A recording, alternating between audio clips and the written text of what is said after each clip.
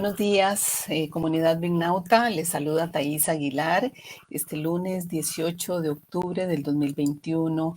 Y quería comentarles que hace unas semanas atrás el Fondo de Población de Naciones Unidas, la oficina en Costa Rica, conjuntamente con el Consejo Nacional de Personas con Discapacidad, CONAPDIS, y la Asociación Latinoamericana de Mujeres con Discapacidad, ALAMUD, presentaron a la comunidad nacional y medios de comunicación el estudio sobre salud sexual y reproductiva y violencia de género hacia las mujeres con discapacidad, a la luz de la encuesta nacional de discapacidad que se desarrolló en el 2018 y que arrojó datos muy interesantes.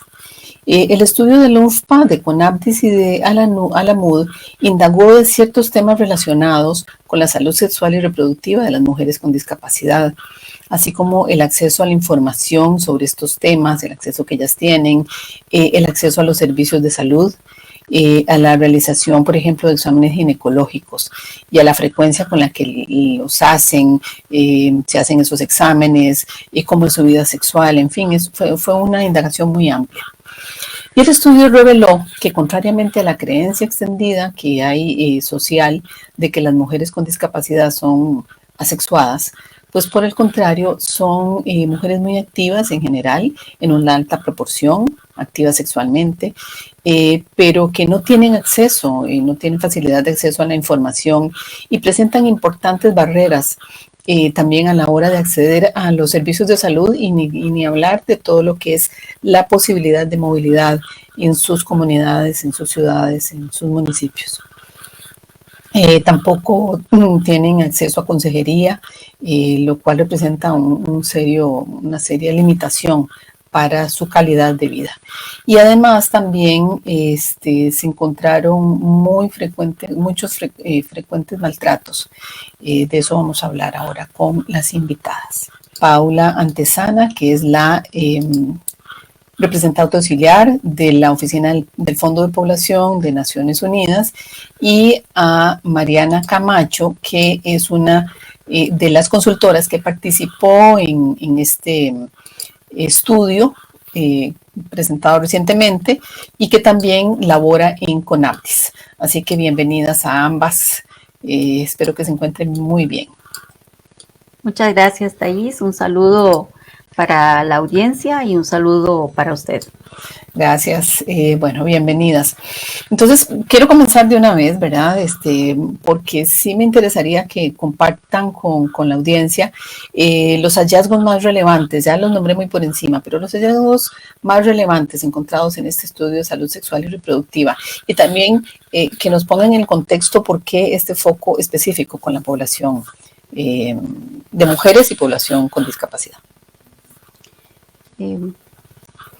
¿Quieres que arranque yo? Sí, sí, porque no sé si Mariana, es que tienes bueno, creo que está teniendo problemas, entonces comienzas vos, por favor. Claro que sí, muchas gracias. Quisiera primero decir que el estudio lo que hace es un análisis a algunas preguntas que se generaron en la encuesta nacional de personas con discapacidad que se realizó en el 2018. Okay. La ENADIS es la primera encuesta de este tipo que se hace en el país y que viene a llenar un vacío de información muy importante. Abarcó 13.440 hogares, lo cual la hace una de las encuestas con un mayor grado de representatividad. Su cobertura fue nacional, con un alcance a zonas rurales y por región de planificación del país. Y es muy importante también tomar en cuenta que únicamente abarcó a personas de 18 años y más, ¿no? La encuesta no solamente es a las personas con discapacidad, sino también sobre discapacidad. Entonces, este es el marco de la investigación. La ENADIS da una riquísima información en muchísimos ámbitos, ¿no? Como características sociodemográficas, empleo, educación, salud, asistencia personal. Perdón. Sí. Perdón, quería preguntarte si Ujú. esta encuesta permite tener una idea lo más exacta posible de la cantidad de personas con alguna discapacidad que vive en Costa Rica. O sea, Claro que sí, sí, claro que ¿cuánto? sí, Porque claro que sí lo da.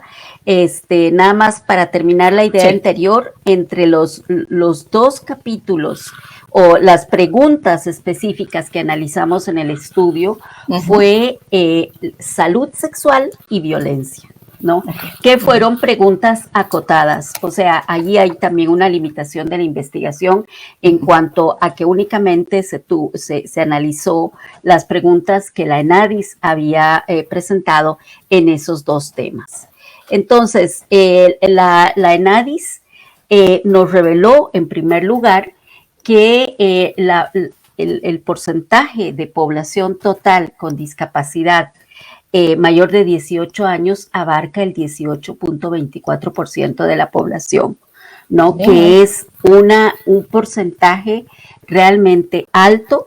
Podríamos decir que es la minoría más grande de todas las minorías del país. Ujú, Eh, eh, la, en el 2018 también se realizó la encuesta sobre niñez, adolescencia y mujeres, fue llevada a cabo por UNICEF y que también reveló un porcentaje similar para personas menores de 18 años. Entonces, podemos afirmar de una manera bastante precisa que las personas con discapacidad conforman más del 18% de la población costarricense. Y Casi una también quinta parte. así es, o sea que como digo, es realmente Sí, una es una minoría población, muy considerable claro. que ha estado invisibilizada, sin embargo, ¿no? Y que Sí. sigue estando invisibilizada, ¿no? Antes de la ENADIS utilizábamos los datos que nos reveló el censo del 2011, que señalaba que era el 10% de la población. Ahora con la ENADIS y por su gran alcance y representatividad podemos afirmar, como digo, que es más del 18%. Veremos qué nos dice el censo, que no sabemos si Nacional. se realizará el próximo año, pero esperamos que sí. Ujú. Ahora también, ¿cómo se presenta ese 18%? También otra de los hallazgos importantísimos que la ENADIS nos dio es que cerca del 61% son mujeres. Concretamente 60.94 son O mujeres sea, la y mayoría son mujeres. la Entonces, de ese mayoría. 18%. Así Wow. es. Y el 39.06 son hombres. Y si vemos las categorías de edades, que son de 18 a 35, de 36 a 64, de 65 años y más, en todas las categorías de edades, la mayoría son mujeres, ¿no? En el primer grupo, de 18 a 35, las mujeres conforman el 11.32%.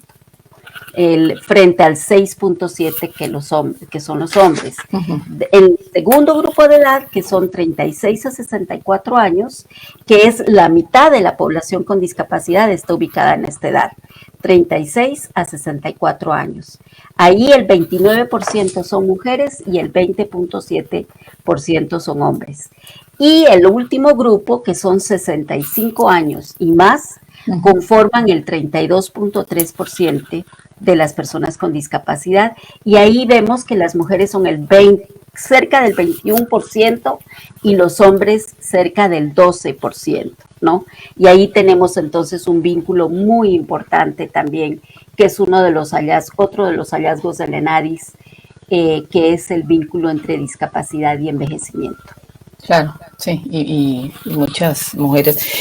Mariana, ¿ya pudiste solucionar tu problema de, si quieres, puedes activar el micrófono? Vamos a ver si lo puedo activar yo desde aquí, espera. No. No sé, Mariana, ok, perfecto. No sé si quieres agregar alguna otra, porque estamos comenzando a hablar de los hallazgos de este estudio y vos participaste como consultora en él. No sé, ¿qué querés destacar de lo que nos señaló Paula? Bueno, que si dentro de ellas las personas con discapacidad, ¿verdad? Entonces, de contar con la ENADIS, la encuesta nacional sobre discapacidad es un primer paso que nos permite la formulación de nuevas políticas públicas orientadas a las necesidades de la población con discapacidad. Con este estudio, bueno, eso también puede hacer un recuento de lo que eran y lo que son los derechos sexuales y reproductivos, pero cómo se vieron visualizados en la normativa internacional con la Conferencia de Población y Desarrollo de Cairo en 1994, después con el instrumento regional que tenemos sobre el Consejo Montevideo de Población y Desarrollo, teniendo en cuenta también un poco la política pública que ha tenido Costa Rica en materia de discapacidad y en materia de salud sexual y reproductiva, para después poder contextualizar esos datos duros, digamos, que nos da la encuesta con testimonios de grupos focales de mujeres con discapacidad. Y creo que una de las riquezas que tiene este estudio es que fueron diferentes condiciones de discapacidad, pero también de diferentes regiones del país, no solamente del área central del país. Un grupo de mujeres que estaba ubicado en una provincia costera que se llama Guanacaste, y con esto, un par de grupos, y con esto también tener la visión, la perspectiva, las experiencias de mujeres que viven en la zona rural o que viven en las Claro, zonas costeras es riquísimo, ¿verdad? Para claro. poder entender todas las barreras, no solo físicas, sino también de actitud, todas las condiciones de discriminación, barreras de comunicación que enfrentan las mujeres con discapacidad de diferentes edades también.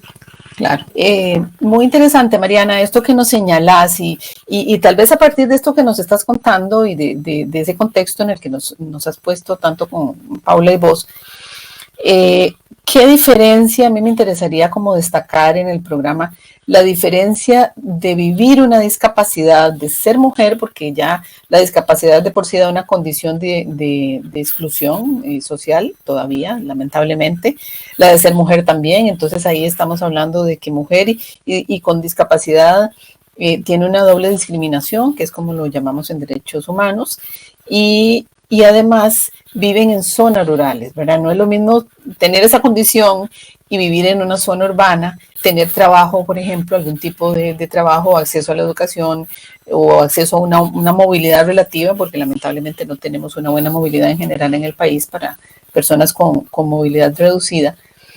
Pero no sé si en esta participación de estos grupos focales, ¿qué diferencias o qué encontraste, por ejemplo, con las mujeres que viven en ese sector de Guanacaste?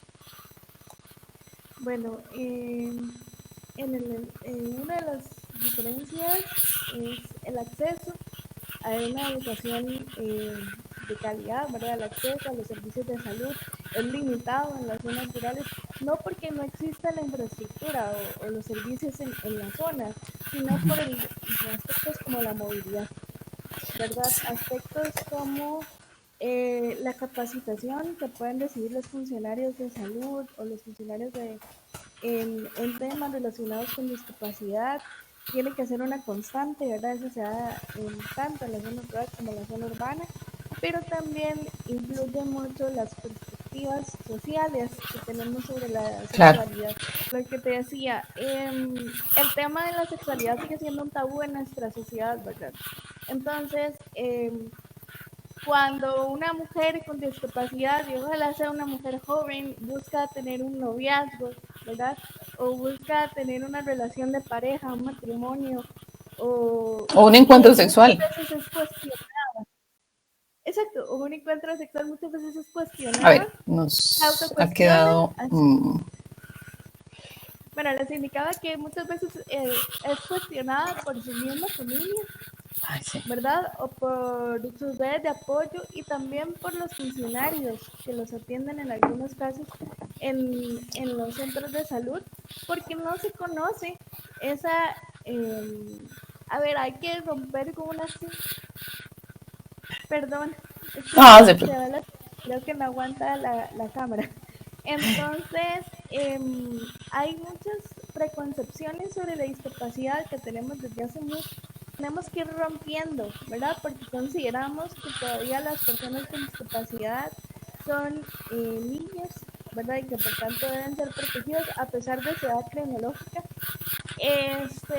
Y no reconocemos esos derechos a la intimidad, a la privacidad, a la maternidad, a la paternidad, ¿verdad? Nos cuestionamos si por su condición de discapacidad son capaces también de ejercer esos roles en nuestra sociedad, ¿verdad? Claro. Y como muchas veces ese cuestionamiento social que existe sobre la sexualidad de las personas con discapacidad lo hemos aprendido en nuestra sociedad, en nuestras familias, y tenemos que romper con esos tabúes, esos temores nosotras mismas primero, para entender que somos sujetos de derechos. Y en el momento que hacemos esa ruptura, la otra ruptura es cómo romper con esas preconcepciones que están en nuestro círculo más cercano, ¿verdad?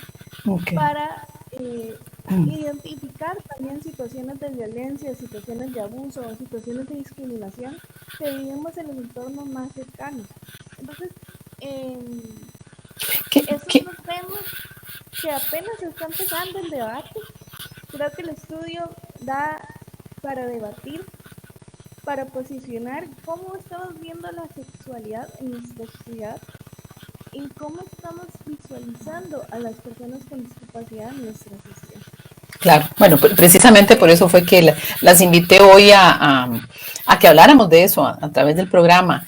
¿Qué tipo? Porque, bueno, el estudio es sobre las diversas formas del acceso que tienen las mujeres con discapacidad a servicios sexuales y reproductivos, ¿verdad? Y a vivir su sexualidad libremente, pero también señala diferentes formas de violencia.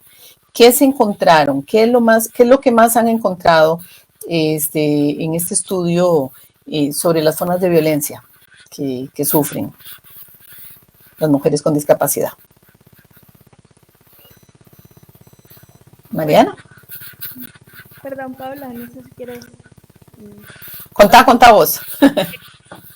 Bueno, las manifestaciones de violencia son muchas, pero múltiples, ¿verdad? Violencia patrimonial, por ejemplo, mujeres que manifestaban, bueno, cómo sus familiares quitarles sus bienes, sus casas, ¿verdad? Su dinero, violencia física, ¿verdad? En el caso de que incluso la violencia puede ser una de las consecuencias de la violencia física constante, puede ser adquirir alguna deficiencia que después pueda relacionarse con algún grado de discapacidad, ¿verdad?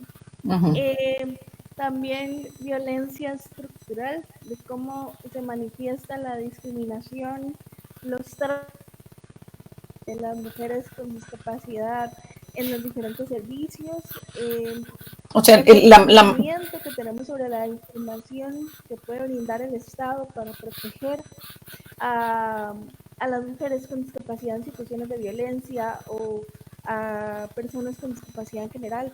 Eso es una violencia, digamos, estructural, ¿verdad? El poder acceder a la información, el negar el acceso a la información, una información que sea comprensible y veraz. Y que sean bien entendidas también. Que sean bien entendidas, ¿verdad? Cómo hacer con personas sordas, ¿verdad? Cuyo conocimiento de la lengua de señas tal vez es limitado, ¿verdad? Que también tiene sus regionalismos dentro del país. Cuando acceden a un servicio de salud, ¿verdad? Una emergencia, un hospital, cómo poderle por el tiempo en el cual se realizó, pero bueno, habría que también hacernos la pregunta generadora de cómo se está visualizando, cómo se está viviendo esto en tiempo. Perdón. Que es que como se va la transmisión, se corta. No sé si tienen más algunas otras ventanas abiertas para solo dejar, digamos, esta transmisión, si fuera posible, y así que no se corte. Y si no apagamos la cámara, no me gusta, pero me suele pasar con muchas otras personas a veces con el problema de la mala señal. Porque se te corta un poco y lo último no lo escuchamos, pero sí te referías al problema estructural básicamente y a que las personas el personal del sector público carece de preparación para atender personas con discapacidad. Tal vez, Paula, ¿podrías complementar lo que ella señalaba? Sí, claro que sí. En la línea de lo que Mariana está explicando, la ENADIS también nos dice, por un lado, que las mujeres con discapacidad, en comparación con las mujeres sin discapacidad, manifiestan muchísimos niveles más altos que violencia, que las mujeres sin discapacidad. La diferencia es de alrededor de unos 10 puntos, ¿no? En la encuesta. Y las mujeres con discapacidad manifiestan mayores niveles de violencia que los hombres con discapacidad, ¿no? Que también aquí es una cosa interesante que comparar, ¿no? Porque claro, también los hombres manifiestan haber sido víctimas de violencia y de discriminación en mayor medida que los hombres sin discapacidad, ¿no? Uh-huh. Y la ENADIS también indagó qué tipo de violencias son las más usuales, ¿no? Y las mujeres con discapacidad, la mayoría señaló violencias que tienen que ver con violencia psicológica, violencia patrimonial, de haber violencias que tienen que ver con la sexualidad, de haber sido acosada o obligada a hacer cosas de naturaleza sexual, mientras que los hombres manifestaron en mayor medida violencias físicas, ¿no? Haber sido golpeados, haber sido empujados, pateados, son datos también interesantes. Y esta información que nos da la ENADIS en relación con la violencia fue muy interesante poderla cruzar con la información de los grupos focales, que es información cualitativa, que es la información a la que Mariana estaba haciendo referencia al inicio, una serie de grupos focales que se realizaron porque las estadísticas tienen nombres y apellidos, ¿no? Claro. Y solamente ese acercamiento cualitativo con las mujeres nos puede indicar cuáles son. Entonces las mujeres señalaron muchas formas de violencia, la violencia obstétrica, la violencia que reciben al acercarse a los centros de salud, al ser juzgadas porque piden anticonceptivos. Por tener una vida sexual activa. Por ser sexualmente activas, ¿no? O cuando se les niega la posibilidad de ser madres, porque el médico o la médica les dice que con su condición eso o no es conveniente o no es posible. Generalmente es una cuestión de tipo, entre comillas, moral, ¿no? Que no consideran conveniente y no consideran a la mujer apta para ser madre. También en los procedimientos que se llevan a cabo, ginecológicos, no son informadas del todo del tipo de procedimiento, y hay que decir también de la carencia de equipos, aunque el país ha hecho progresos en ese sentido, y eso también nos lo reveló la ENADIS. Hay muchas más mujeres que se practican qué sé yo, diferentes tipos de tests ginecológicos, como el Papa Nicolau, por ejemplo, muchas más de las que podía pensarse con el censo del 2011. Sin embargo, en las entrevistas cualitativas señalaron muy fuertemente la inexistencia de equipo suficiente que sea accesible, ¿no? O sea, mamógrafos, que sea accesible para mujeres que están en silla de ruedas, o falta de comunicación para mujeres sordas, ¿no? Las mujeres sordas enfrentan muchísimas barreras para presentarse a los servicios de salud, principalmente de manera autónoma, ¿no? Porque no hay intérpretes, y similar con las mujeres con deficiencias visuales que no encuentran, que deben hacerlo también en compañía de alguien, puesto que los centros de salud no son en ese sentido. Eso afecta su autonomía como personas, que es uno de los principales derechos como seres humanos. Absolutamente, y que está además, contamos en Costa Rica con una ley de autonomía personal muy importante, muy de avanzada, que establece hitos importantes como que la capacidad jurídica la tienen todas las personas, independientemente del tipo de discapacidad también, porque en el pasado se ha negado la capacidad de actuar a las personas con discapacidad cognitiva. Sin embargo, todavía tenemos mucho trecho que recorrer para aplicar la ley, ¿no? Y para garantizar efectivamente la autonomía. ¿Cómo favorecer la autonomía en zonas rurales? Por ejemplo, Guanacaste, donde la población vive con mucha más dispersión en espacio, espacialmente, con limitación de transporte público, ¿verdad? Con altos niveles de pobreza y de desempleo, que afecta fundamentalmente a las mujeres, y lo hemos visto ahora, que ostentamos un 25% de desempleo a nivel nacional, las mujeres. No sé si tienen el dato digamos, del desempleo aproximado que señalaba este estudio, si es que lo indagaron, entre mujeres con alguna discapacidad, ¿verdad? Porque todo eso va sumando problemas, mucho más problemas de autonomía para ellas.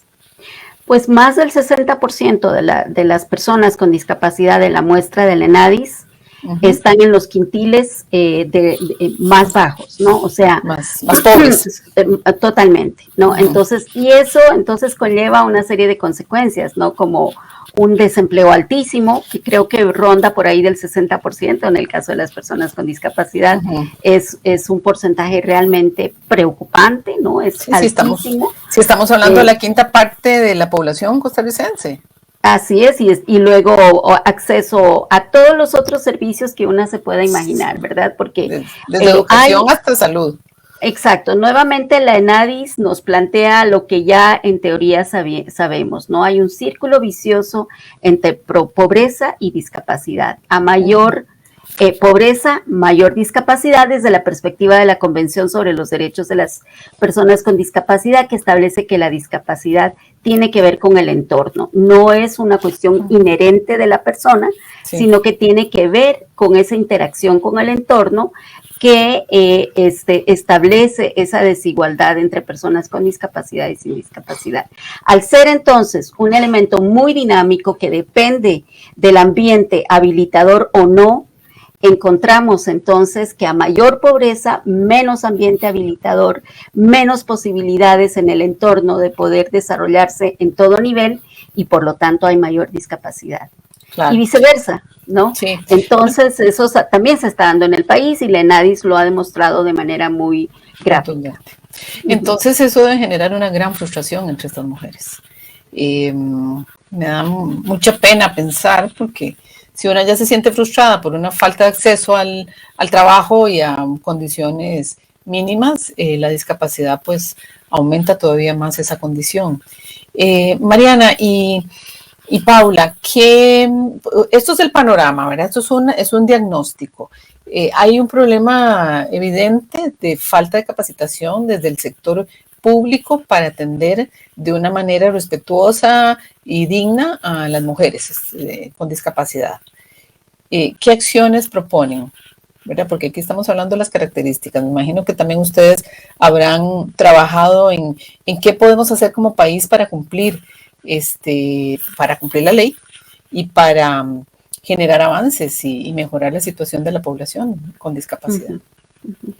Mariana, ¿quieres contestar? Tal vez si nos contesto yo. Sí. Mariana. Habla duro, porfa. Okay. Al ser mujer con discapacidad también, ¿verdad? Este estudio toca las fibras personales de una, ¿no? Por supuesto. Y bueno, ¿dónde orientar o cómo orientar la política pública en temas de sexualidad? Y es primeramente reconociendo los requerimientos de las mujeres con discapacidad y los hombres con discapacidad. ¿Qué quiere decir esto? Bueno, que al tener funcionarios que sepan lengua de señas, al tener materiales en diferentes formatos, braille o relieve, ¿verdad? Para poder comprender conceptos, porque esa fue una de las dificultades, que muchas veces los conceptos sobre anticoncepción o planificación familiar no se comprendían del todo, ¿verdad? Para poder reconocer que para acceder a los servicios de salud tenemos que salir de nuestras casas y qué pasa cuando no tenemos los recursos económicos para hacerlo, ¿verdad?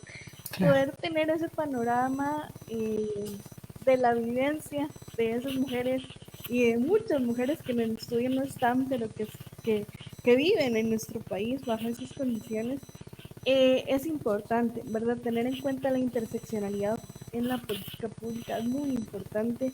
Tener en cuenta, por ejemplo, aspectos como la higiene menstrual y poder pensar, ok, podemos tener acceso a toallas sanitarias, pero ¿qué pasa cuando una mujer con discapacidad en silla de ruedas, una toalla sanitaria tal vez no sea el medio más viable, Ujú, ¿verdad? A otros medios, un pañal de adulto, por ejemplo, los claro. costos de esos insumos, o por ejemplo ahora que se habla mucho de la copa menstrual, bueno, Ujú, cómo instruir a mujeres con discapacidad, por ejemplo, física o visual, en el uso de una copa menstrual y lo que y no solo la adquisición, sino el uso correcto, ¿verdad? claro. Cuando los gráficos están en papel, por ejemplo. Sí. Entonces, O en video. o en video, ¿verdad? Pero los videos no están subtitulados, Sí. no existe audio descripción, ¿verdad? Entonces, ese tipo de detalles que tienen una política, sino más bien en cómo lo llevamos a la práctica y a la realidad, ¿verdad? Y que no solo favorezcan a las mujeres con discapacidad, sino, por ejemplo, para una joven, tenga o no tenga discapacidad, poder tener acceso a información de una forma más lúdica y práctica, pues le queda más clara la información y la puede replicar de una manera más sencilla, ¿verdad? Que Claro. simplemente leer un documento o tener acceso a un gráfico, Sí. ¿verdad? Eh, como por ejemplo identificar cuáles son los canales de ayuda Ujú, de una mujer general y por qué no una mujer con discapacidad puede acceder en situaciones de violencia. Si los cierto. albergues, muchas veces uno de los cuestionamientos que hacen las mujeres con discapacidad accesibles del todo, ¿verdad? O la información no siempre está disponible en un formato que uno la pueda acceder. ¿Cuál es canal de ayuda? ¿Cómo poder comunicárselo con los juzgados, por ejemplo, en temas de acceso a la justicia también? Ahora la ley 7.600 tiene un capítulo sobre acceso a la justicia, donde plantea que todos los procedimientos judiciales y administrativos pues sean accesibles para las personas con discapacidad. Pero bueno, para lograr lo que dice la ley, como bien decía Paula, hay que hacer una hoja de ruta, Ujú, ¿verdad? Hay que hacer acciones poco a poco para ir presentando esos avances, no solo en que ya tenemos las normativas, sino ahora el reto es cómo implementarlas implementarlas, claro. en Y función tienen, perdón, y tienen esa hoja de ruta. Están estableciendo, están trabajando en esa hoja de ruta.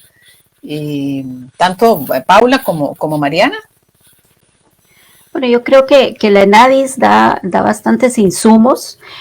Aún yo creo que falta complementar la evidencia. Todavía nos falta tener más acceso a los programas y proyectos que existen a nivel de país y que son, y falta tener idea de cuánto llega a las mujeres con discapacidad. Y quería además agregar un elemento a lo que dice Mariana, y es el tema de las familias, que es poco abordado, ¿no?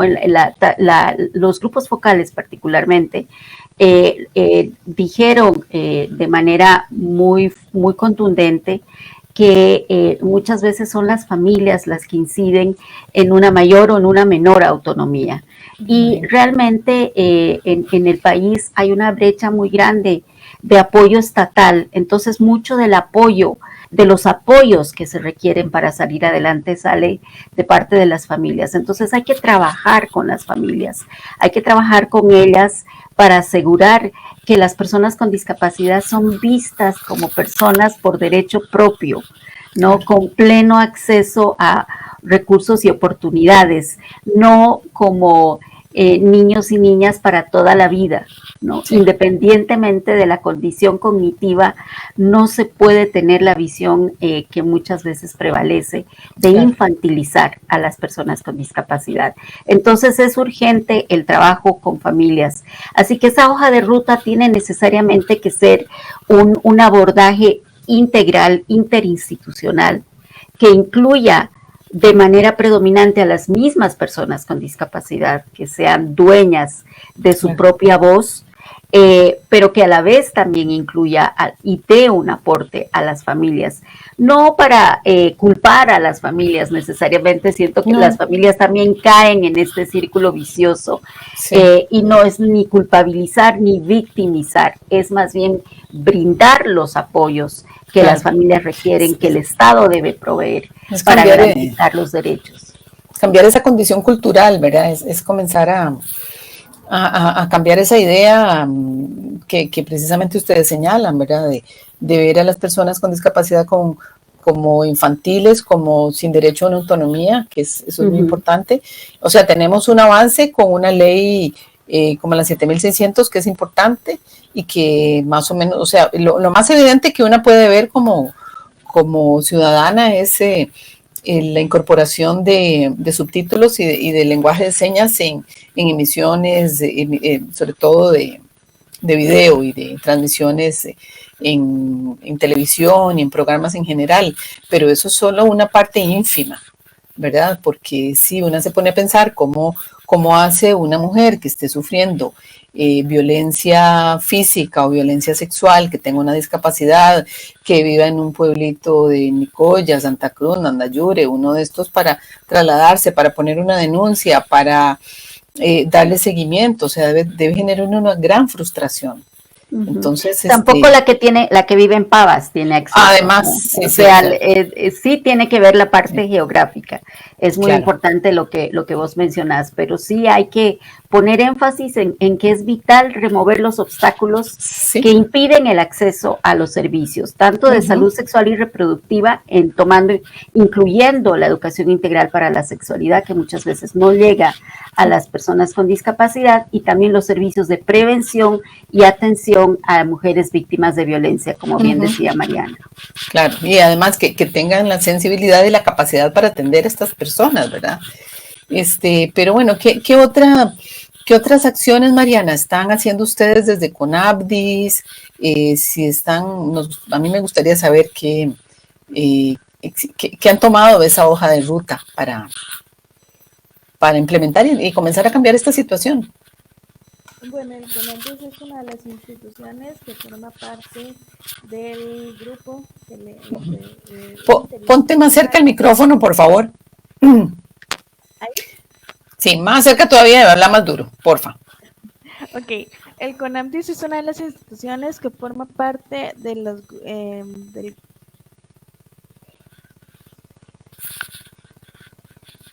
Nacional de Igualdad entre Hombres y Mujeres y la política de prevención de la violencia del INAM, por ejemplo. Entonces Uh-huh. ahí se trata de incidir en cómo posicionar la perspectiva de las mujeres con discapacidad en acciones concretas, en los mecanismos de referencia, contrarreferencia, en cómo identificar a la población con discapacidad, a las mujeres con discapacidad también, porque bueno, el análisis también a la hora de preguntar por el acceso a los estudios, digamos, médicos en materia de salud sexual y reproductiva, pregunta por VIH-Sida, pregunta por, perdón, VIH, pregunta por temas relacionados con exámenes de próstata o exámenes de mama para los hombres también. Entonces, este estudio es como una primera ventana, ¿verdad? A toda esa información de datos, porque bueno, la política de igualdad de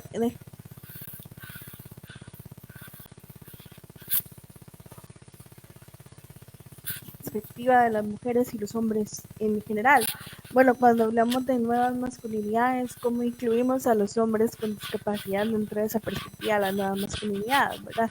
Claro. Habría que hacer otro tipo de análisis, otro tipo de estudios también relacionados con cómo, por ejemplo, la sociedad misma nos empuja a tener ciertos estereotipos sobre cómo deben ser las mujeres y los hombres, bueno, que no necesariamente calzan con la realidad de los hombres y las mujeres con discapacidad y cómo eso empieza a mermar nuestra autoestima, Claro. ¿verdad? Y nuestra autopercepción, porque también parte de nos vemos como seres sexuales, ¿verdad? Como seres humanos que tenemos el derecho a ejercer una sexualidad sana, con información, donde no seamos juzgados, estigmatizados, ¿verdad?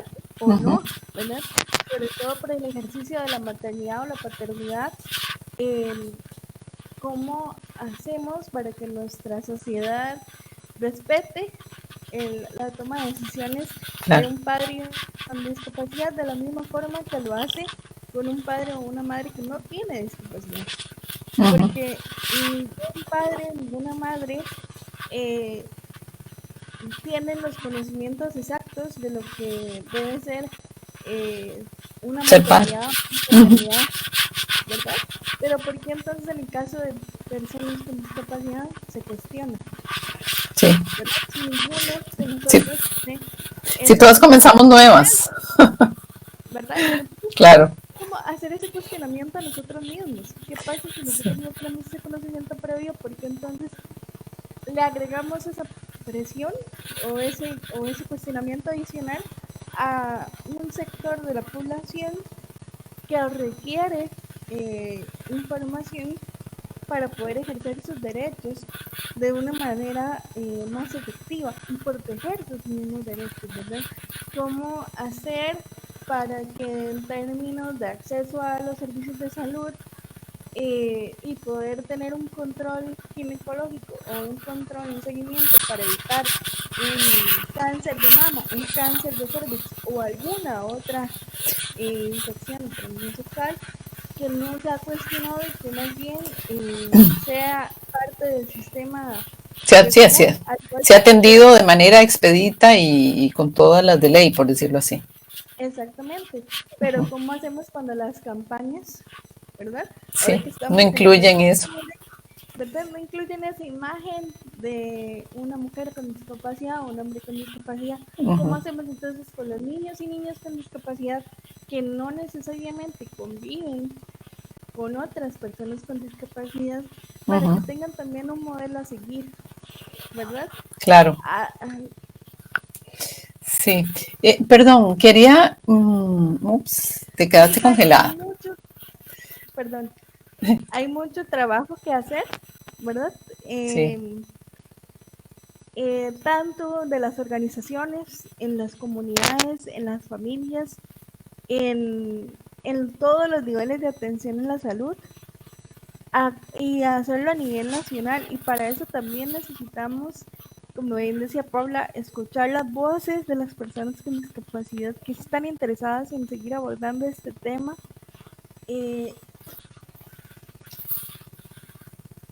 Perdón, Mariana, quiero compartir una información que nos está escribiendo las compañeras de Alamud, que ellas señalan, están complementando lo que vos estás diciendo. Dice, estamos promoviendo la coordinación con ABDIS, ONU, con ONU Costa Rica, INAMU y la Caja Costarricense de Seguro Social para establecer una nueva visión de la política nacional, de la política, a ver, es que se me va la política nacional sobre sexualidad, la sí. política que ya venció, sí. Sí, esperen un momentito, porque es que donde se me dificulta leerlo acá. Sobre la sexualidad que incluye a las mujeres con discapacidad y un protocolo urgente para la atención de la salud sexual y reproductiva de las mujeres con discapacidad en pandemia. ¿Verdad? Entonces esas son acciones puntuales que nos están comentando las compañeras de Alamud y que están elaborando un criterio técnico para la solicitud del protocolo. Entonces vemos que sí hay acciones. De hecho, bueno, pues yo quiero compartirles aquí también que yo doy con mucha frecuencia, y dichosamente cada vez más me lo solicitan, talleres de lenguaje inclusivo para, no solo para medios de comunicación, sino también para empresas, organizaciones, sobre todo últimamente me han solicitado más del sector público, y porque cuando se habla de lenguaje inclusivo, muchas veces solo se centra en el lenguaje no sexista, pero el inclusivo realmente es incluir y visibilizar a toda esta población. Y hago un énfasis específico, obviamente, en las personas con discapacidad, ¿verdad? Porque en esta dinámica de invisibilización de los servicios que ustedes están contando, ¿verdad? De las vivencias, de lo que arrojan los grupos focales, que en realidad, pues cuando una está en su cotidianidad, una no se pone a pensar, a menos de que tenga familiares o por alguna condición que estén viviendo una situación de discapacidad o que la vivan permanentemente, no nos hacemos esas preguntas. Y a veces como comunicadoras, en mi caso como periodista, no tomamos en cuenta eso. Y es por esa dinámica social, ¿verdad? Llena de prejuicios, llena de invisibilizaciones, en las que nos hemos ido desarrollando y que estamos rompiendo esas barreras. Entonces, tanto lo que nos cuentan las compañeras de Alamud como lo que nos cuenta Mariana con CONAPDIS, de que están empujando cosas, pues algunas otras personas estamos trabajando en eso, así que todavía pues queda camino un poquito más, ¿verdad? Por hacer. No sé quién. Yo quería agregar, Thais, si me permites, que claro. Desde el Fondo de Población de Naciones Unidas hemos venido promoviendo a lo interno del UNFPA y también con diferentes alianzas la importancia de incluir a las personas con discapacidad en todo programa, proyecto. No requerimos necesariamente hacer programas específicos para personas con discapacidad. En algunos casos estos son necesarios cuando hay que tratar problemáticas específicas y porque estamos todavía en un estadio bastante inicial, digamos, de la inclusión de las personas con discapacidad.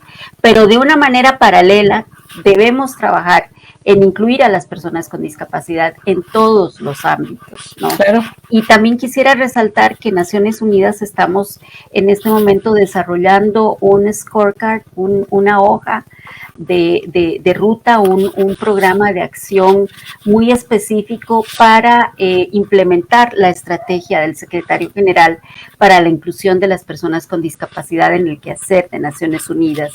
Y ello nos está entonces ayudando, estimulando para también ser coherentes a lo interno, ¿no? Y esto también es algo que la institucionalidad tiene que hacer y todo, en general todo el país, ¿no? Cierto. Ser coherentes a lo interno en sus políticas de recursos humanos, en tener sistemas de adquisición de bienes y servicios accesibles e inclusivos, en la toma de decisiones, en la programación, en fin, en todos los ámbitos del quehacer de una institución debe incluirse la visión de discapacidad y ello tiene que ver necesariamente con ser más accesibles en todo nivel, no claro. solamente arquitectónicamente hablando. Entonces creo que en la medida, así como lo hemos hecho en gran medida con la perspectiva de género, que es algo que se vive, no es algo simplemente que se pregona, es algo que se tiene que vivir y no tenemos que esperar a tener un familiar con discapacidad o esperar a tener un conocido o una conocida con discapacidad. En el tanto en que no incorporemos, o mejor ponerlo positivo, al incorporar la discapacidad desde una perspectiva realmente transversal, vamos a estar aportando a la agenda, al cumplimiento de la Agenda 2030, que con el embate de la pandemia hemos retrocedido, ¿no? Hemos retrocedido de manera muy importante y aquí hay una brecha de información que tenemos en el país, cómo de manera concreta la pandemia está impactando a las personas con discapacidad. Necesitamos mayor información al respecto y necesitamos tomar las medidas urgentes del caso, porque de otra forma el país no va a poder alcanzar las metas a las que se comprometió sobre la Agenda 2030 y, lo que es más importante aún, no va a poder cerrar esa brecha de discriminación, de marginación que aún viven las personas con discapacidad, lo cual lesiona grandemente los derechos humanos y también impide el desarrollo del país, porque es el país en su desarrollo el que pierde cuando no se incluyen a las personas con discapacidad. Ya lo hemos dicho, numéricamente es una población muy grande, pero cualitativamente, aunque fuera una, también el país estaría perdiendo. Claro. No, y además, un poco, pues lo que contaba Mariana, en todos los espacios de política pública que participan, pues eso es una acción de ciudadanía activa donde ellas recuerdan con su participación que hay que tomar en cuenta y que hay que recordar ese sector de población. No sé cómo, Mariana, si podemos ir, porque ya nos quedan pocos minutos, si podemos ir cerrando, si quieres agregar alguna otra cosa más desde tu representación por CONAPDIS. No, de verdad, bueno, motivarlas a las personas que nos siguen o a las personas que pueden ver esta transmisión en diferido, a ver el estudio. Creo que el estudio da para muchas discusiones en una hora que tenemos en este momento, en muy poco tiempo. Motivar también a los compañeros y compañeras funcionarias públicas a ver el estudio, a compartir. ¿Dónde podemos descargarlo? Se encuentra en la página del UNFPA en este momento y no sé si ya está en la página de CONAPDIS, pero en el sitio web del UNFPA está disponible. Ah, excelente. Y habla un poco más duro, Mariana, porque seguís un poquito bajita de volumen. Sí. No, pero verdad, motivarlos a las organizaciones, a las instituciones, ¿verdad? A las personas con discapacidad, también a la academia.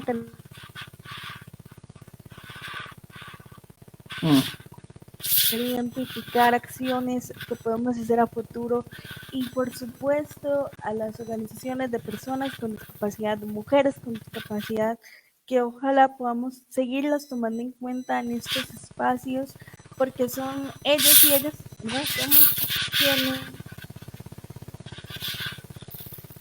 vivencias del día a día y necesitamos. Ay, Mariana, se nos fregó todavía más la transmisión porque casi no te oímos y se te corta mucho. Qué pena. Sí, qué pena. Voy a detener la cámara un segundo para ver si eso nos ayuda a mejorar la conexión. Si no hay ningún problema, qué pena. ¿Ahí se escucha mejor? No te escucha. No, a ver, ok, ya quitaste. Si quieres repetirnos lo último que dijiste, quería preguntarte si desde... ¿Mejor? Se escucha un poquito mejor, sí, claro. Mariana, quería preguntarte si desde CONAPDIS ustedes están haciendo alguna tarea de capacitación para el sector público de cómo atender este tipo de población, ese tipo de cosas, ¿no? ¿Podrías compartirnoslo? Bueno, el CONAPDIS siempre está abierto a recibir instituciones que deseen alguna asesoría en materia de derechos de personas con discapacidad o en algún tema en específico. Pues hay compañeras que apoyan este proceso tanto a nivel central como en las regiones para poder brindar esa capacitación en diferentes temas, ¿verdad? En temas de derechos humanos, accesibilidad y también, bueno, se cuenta con un sistema de información costarricense sobre discapacidad, materiales, y se han colocado los indicadores en materia de derechos humanos y discapacidad. Estamos en ese proceso de colocar los indicadores para poder tener un registro actualizado, más específico y poder seguir apoyando a toda la institucionalidad, ¿verdad? Excelente. Nosotros con los gobiernos locales también se brinda capacitación y asesoría en diferentes temas. Entonces, muy bien. Sí, pues la institución está abierta a poder ir avanzando en ese tema. ayudar a quienes lo necesitan. Excelente. Bueno, ya tengo que ir cortando porque ya nos queda menos de un minutito. Te agradezco mucho, Mariana, tu participación, que nos acompañaras esta mañana, y a Paula también, y pues esperamos volver a retomar el tema en algún otro momento más adelante y ojalá para que tengamos mejores noticias y un aporte, y que esto haya sido un aporte para tomar conciencia sobre esta población y el peso que tiene en nuestro país. Les agradezco muchísimo. Muchas gracias. Hasta luego. Hasta luego. Bueno.